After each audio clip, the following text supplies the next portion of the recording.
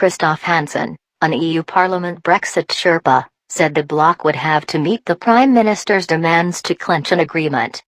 His warning comes as senior figures in Brussels brace for a last-minute trade-off between access to Britain's waters and the bloc's demand for a level playing field. Mr. Hansen told an event, "There will be compromises to be made on fisheries. The status quo, that is somewhere we're not going to land." Brexit deal done in days as Boris phones von der Leyen to secure trade agreement with EU.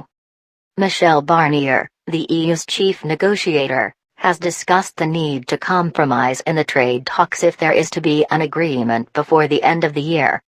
But hardline coastal states, led by France, have rejected any potential climb-downs tabled by the Brussels diplomat. French President Emmanuel Macron wants near-parity access to Britain's coastal waters as the price of any Brexit trade deal. Despite being set to lose out on vital opportunities in the UK's fishing grounds, French fishermen have backed a compromise.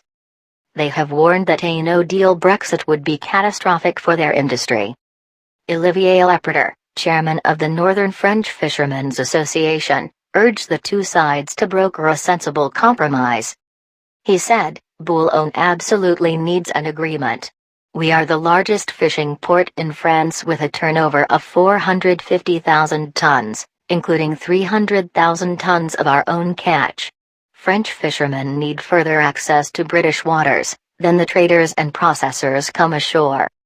If there was a hard Brexit without an agreement on fish rights, it would be catastrophic." The industry chief has claimed 60 to 80% of the small boats he represents exclusively fish in British waters. Mr. Leperter claimed fishermen have already been forced to scale back their operations because of a lack of investment since Brexit. Losing access to UK fishing grounds would be the final nail in the coffin for many of them, he added. Meanwhile, Brexit talks resumed online yesterday after they were brought to a halt last week when an EU official tested positive for coronavirus.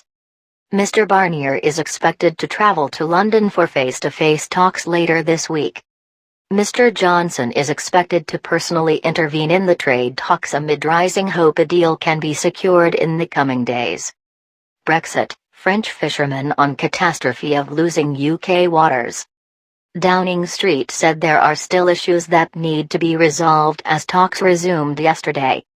But the Prime Minister and European Commission President Ursula von der Leyen are to talk to push an agreement over the line.